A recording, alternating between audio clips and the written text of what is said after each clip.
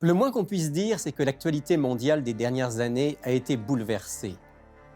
De la pandémie de Covid-19 à la guerre en Ukraine et ailleurs, en passant par les risques de crise économique mondiale et la quasi-certitude d'une crise écologique et climatique planétaire, tous les ingrédients sont réunis pour créer une certaine anxiété, un sentiment de catastrophe imminente.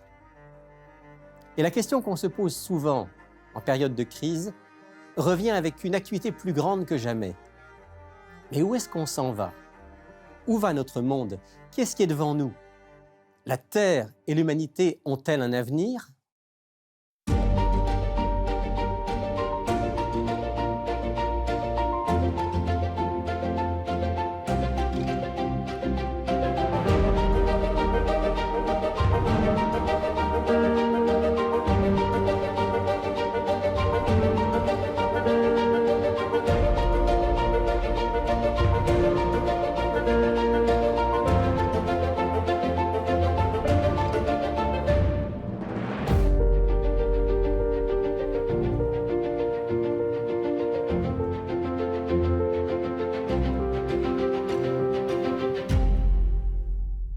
Bonjour à tous et bienvenue dans Il est écrit. Aujourd'hui, nous parlons de l'avenir de notre monde, notre avenir, celui de nos enfants, de nos petits-enfants. Alors soyons honnêtes, les questions que j'ai posées en introduction ne sont pas nouvelles. Il y a depuis longtemps chez les humains une appréhension face à l'avenir, à l'inconnu. Et il y a souvent eu des peurs, raisonnables ou irrationnelles, en période de crise, ou bien en face d'échéances symboliques comme l'an 1000 ou l'an 2000 par exemple. Il y a toujours eu des crises, il y a toujours eu des guerres, il y a toujours eu des cataclysmes et des épidémies. Il y a eu des crises majeures dans l'histoire de l'humanité. Il suffit de se souvenir des 2 dernières guerres mondiales. Alors, est-ce que ces questions sur l'avenir de notre planète ne sont pas un peu exagérées? Sans vouloir créer une atmosphère anxiogène, il faut quand même reconnaître que cette fois-ci, en ce début du XXIe siècle, il y a quelque chose de particulier, d'unique, du jamais vu dans l'histoire humaine. Ce dont on a pris conscience de manière aiguë pendant l'épisode Covid, c'est que sur bien des points aujourd'hui, toutes les régions du monde sont interreliées, interconnectées. Contrairement à la réalité d'il y a un siècle ou deux, ce qui se passe à un point donné du globe affecte parfois fortement toute la planète.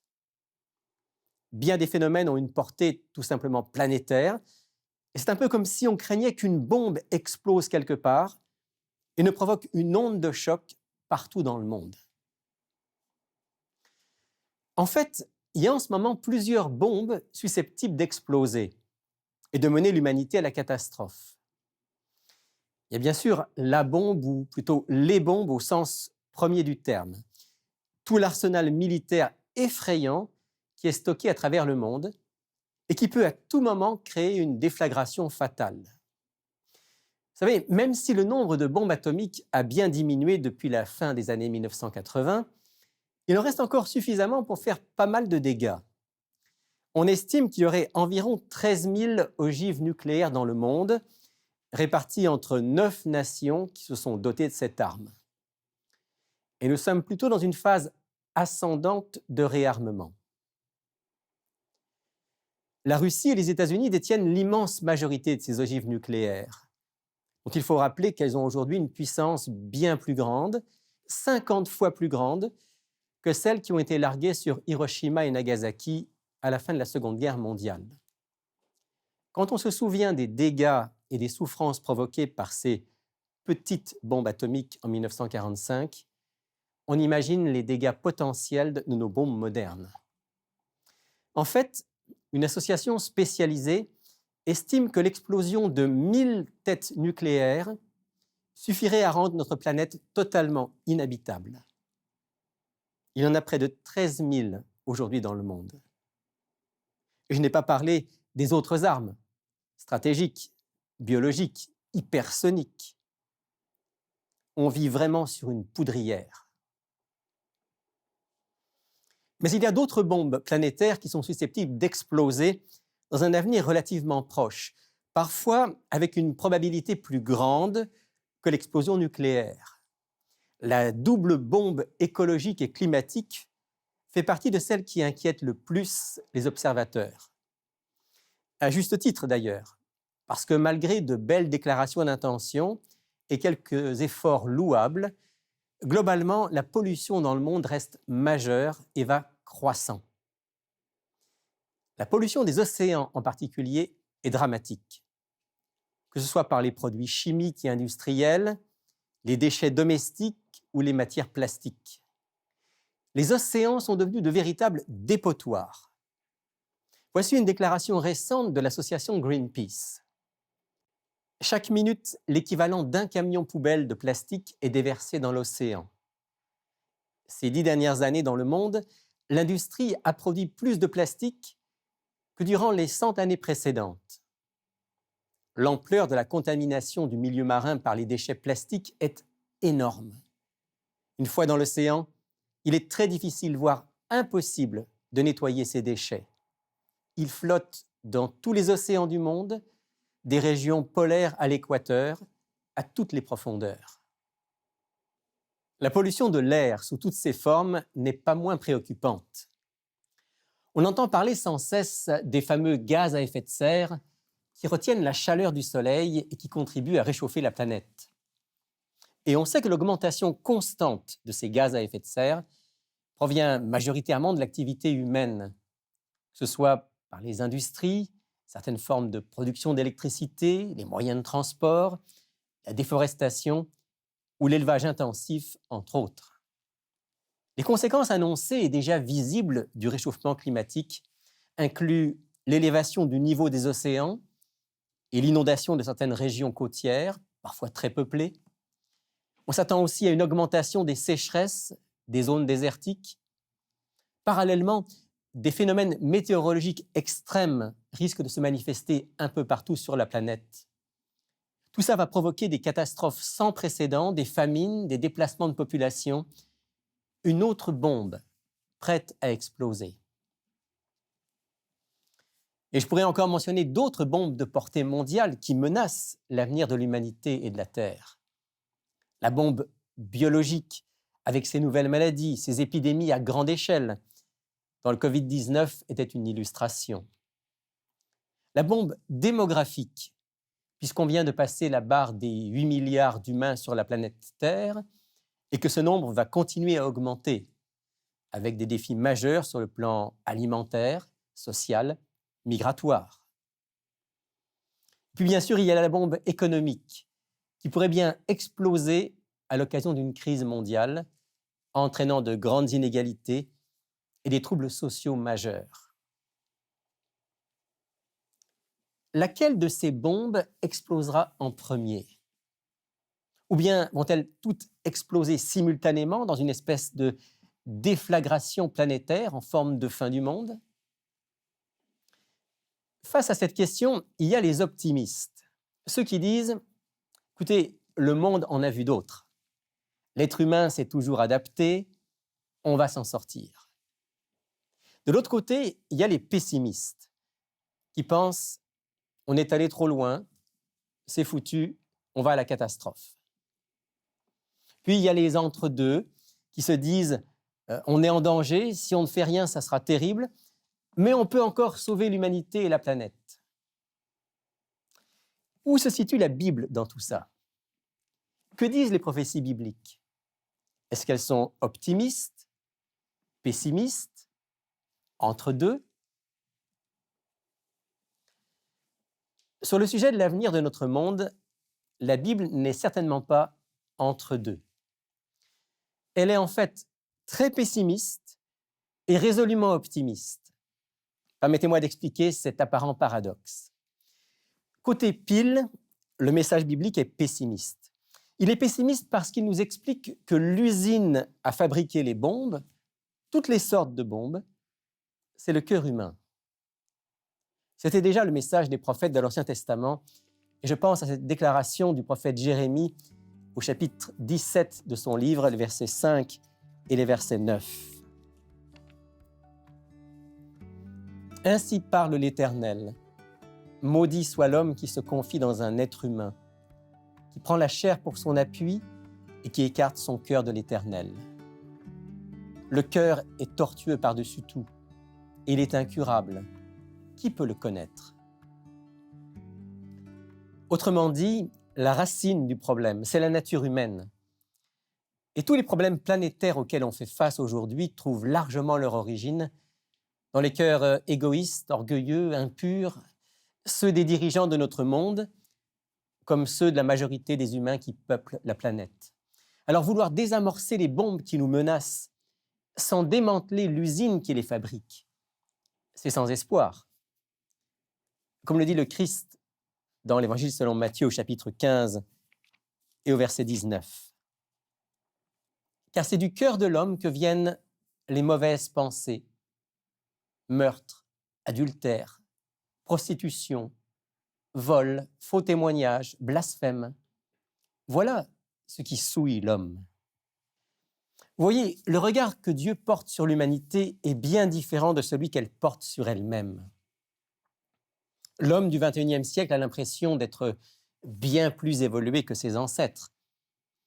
Et il ne fait aucun doute que du point de vue des connaissances et des techniques, la progression durant les derniers siècles a été fulgurante. Mais sur le plan moral et spirituel, l'humanité est tout aussi corrompue que par le passé. Alors avec une humanité dont le cœur est toujours corrompu par le mal, qui majoritairement refuse le chemin tracé par Dieu et qui en plus se dote de moyens techniques de plus en plus puissants, ça ne peut pas aller vers le mieux, malgré quelques belles réalisations ici et là.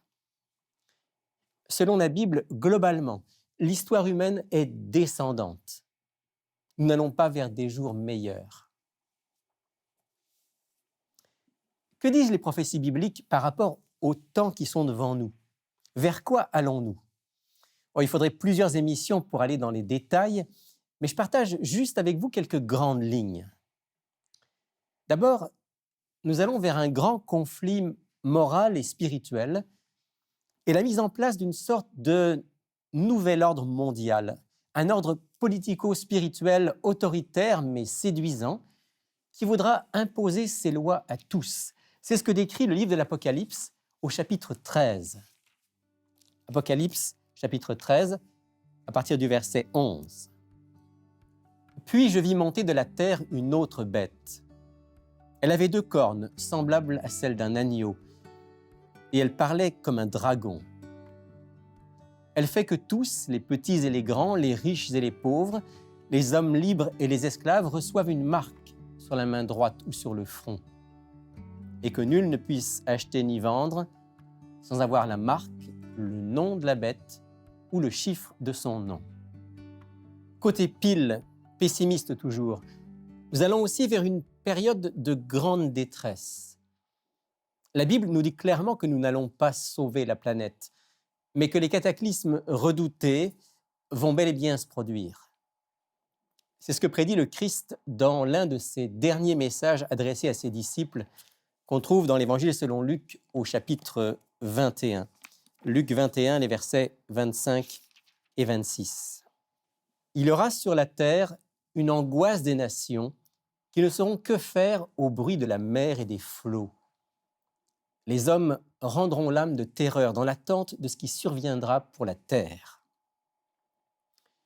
Cette parole prophétique du Christ semble bien nous dire que nous allons vers une période où la mer et les océans provoqueront des dégâts sans précédent, où l'humanité sera dans l'angoisse à cause des cataclysmes qui menaceront sa survie. D'ailleurs, ce que la Bible appelle la période finale est caractérisée par une grande détresse, selon les termes même du Christ, dans l'Évangile selon Matthieu au chapitre 24, je lis le verset 21. « Car alors il y aura une grande détresse, telle qu'il n'y en a pas eu depuis le commencement du monde jusqu'à maintenant, et qu'il n'y en aura jamais plus. Un déclin moral et spirituel, une puissance mondiale qui impose ses lois tout en séduisant le monde, des cataclysmes à grande échelle et une grande détresse. Non, décidément, la Bible n'est pas optimiste quant à l'avenir de notre monde. Et pourtant, Et pourtant, au milieu de ce marasme, il y a deux grandes raisons d'être optimiste, d'être positif, d'être plein d'espoir. La première, c'est que dans cette dernière période de l'histoire humaine, Dieu va être à l'œuvre comme jamais auparavant. Le Créateur aime ses créatures. Il ne peut pas les laisser aller à la ruine sans leur lancer un appel puissant au changement de vie, au changement de cœur. Cet appel sera tellement puissant qu'il sera entendu partout dans le monde. C'est la promesse que fait Jésus lui-même, toujours dans l'Évangile selon Matthieu au chapitre 24 et au verset 14. Cette bonne nouvelle du royaume sera prêchée dans le monde entier pour servir de témoignage à toutes les nations. Alors viendra la fin.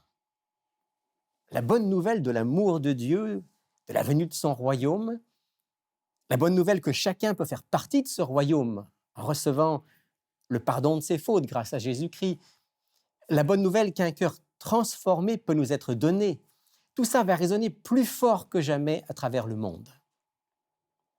Beaucoup vont s'y opposer, c'est sûr. Il y aura un grand combat moral et spirituel, comme on l'a déjà dit, mais au sein même de ce combat, au cœur de persécutions parfois, des milliers, des millions d'hommes et de femmes vont répondre à l'appel de Dieu et trouver le chemin de la vie éternelle.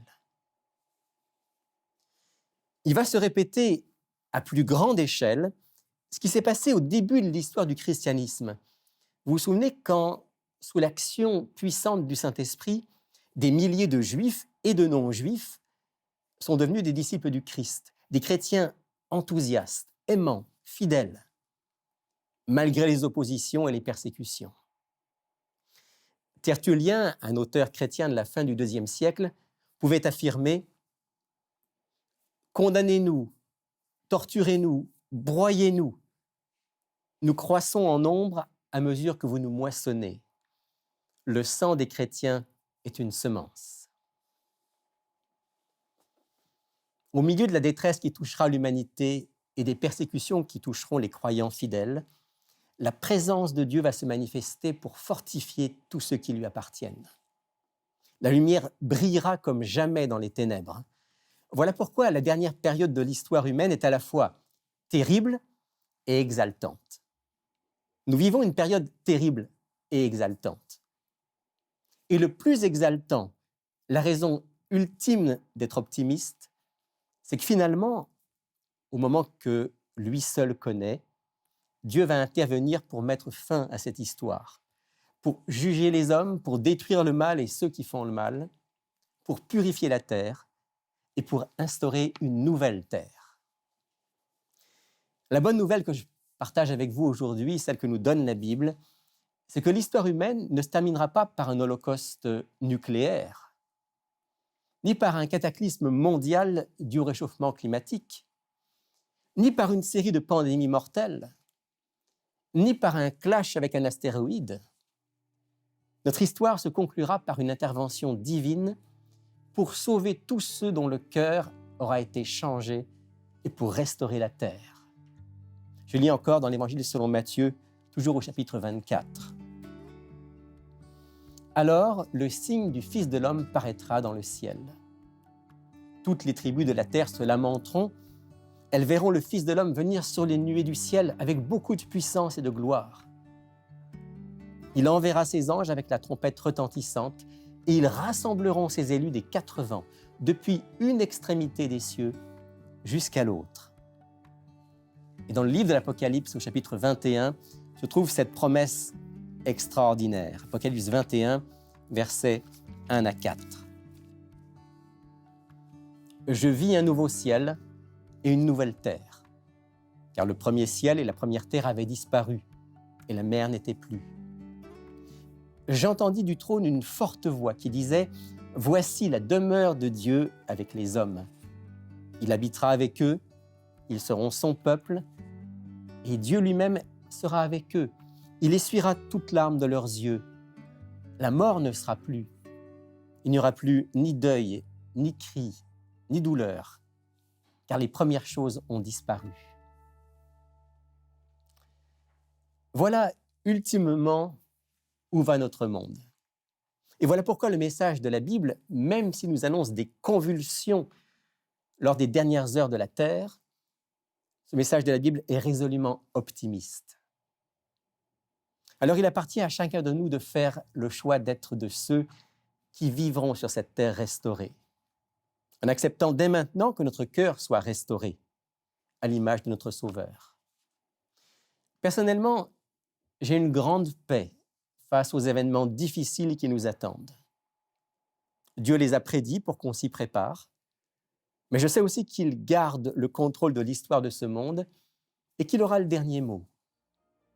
Ma vie est entre ses mains, je lui fais entièrement confiance, en m'appuyant sur la promesse de Jésus dans l'Évangile selon Luc, au chapitre 21 et au verset 28. Quand cela commencera d'arriver, redressez-vous, levez la tête, parce que votre délivrance approche. Seigneur Jésus, tu nous as dit que votre cœur ne soit pas troublé. Ayez confiance en Dieu, ayez confiance en moi. Il y a beaucoup de demeures dans la maison de mon Père. Je vais vous préparer une place. Et je reviendrai pour vous prendre avec moi afin que là où je suis, vous y soyez aussi. Face aux événements de ce monde, mets dans notre cœur cette paix qui vient de toi, sachant que tu nous prépares une place, que tu nous gardes tout près de toi et que bientôt, la victoire sera éclatante. Prépare-nous pour cette ère restaurée, préparée pour tous tes enfants. C'est notre prière en ton nom. Amen.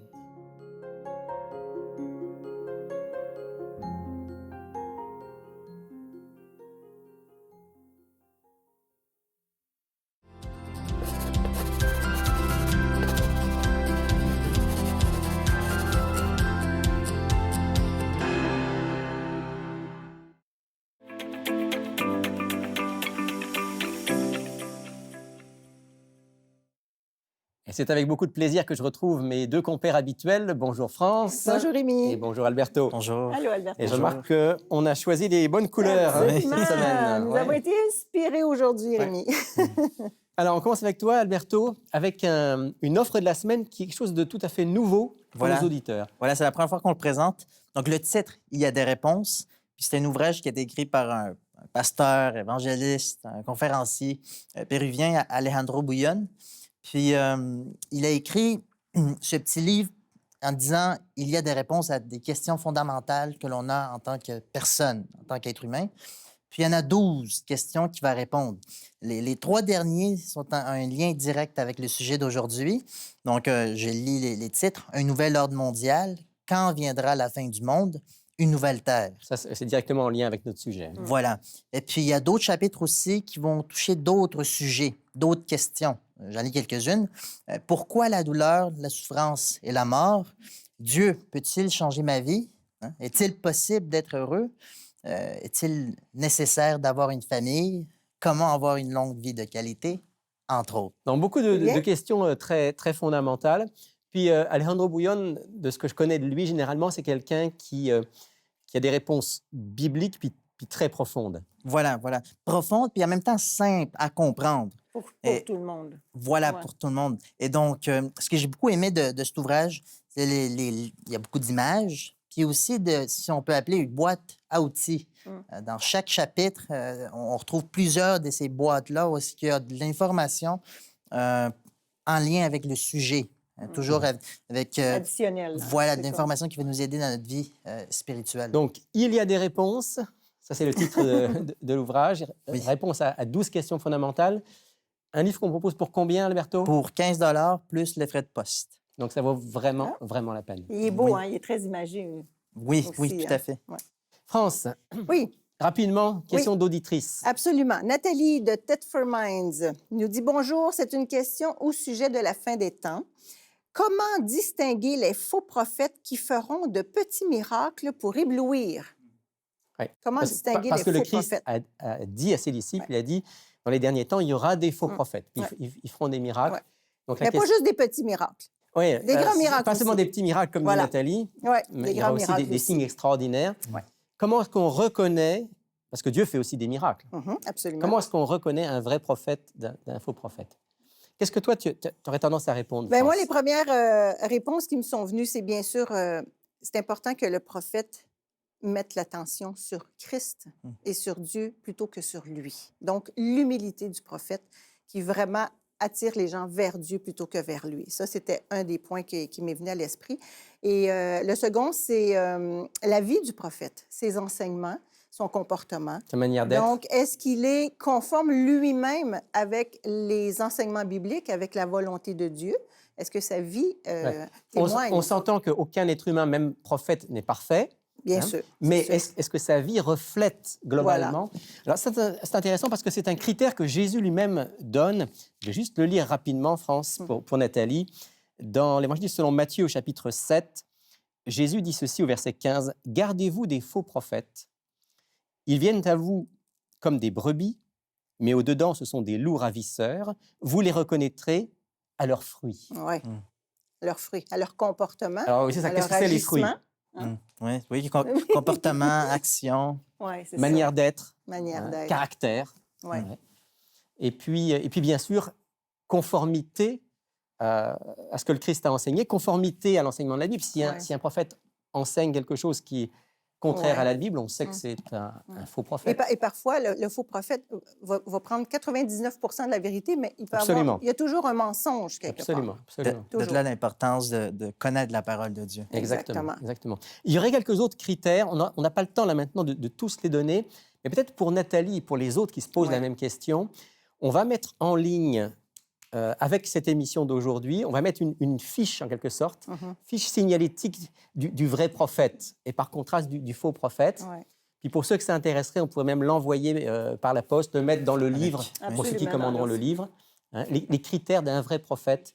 Avec les textes bibliques. Avec les textes bibliques qui correspondent. Absolument. Très bonne question, très importante pour la fin question des temps, de Nathalie.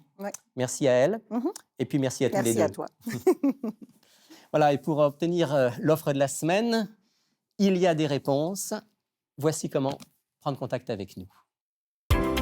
Vous pouvez commander l'offre de la semaine sur notre site Internet ilestécrit.tv ou par téléphone au 514-729-3515 ou encore 1-866-729-3515.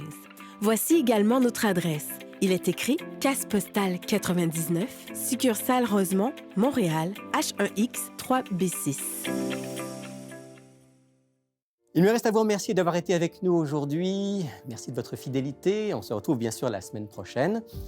N'hésitez pas à réagir au sujet d'aujourd'hui. On apprécie toujours vos messages via Facebook, Instagram, notre site web. C'est toujours un plaisir de vous lire et aussi de pouvoir avoir votre feedback, pouvoir interagir avec vous. La semaine prochaine, tout autre sujet, mais d'ici là, souvenez-vous. Il est écrit « L'homme ne vivra pas de pain seulement, mais de toute parole qui sort de la bouche de Dieu. »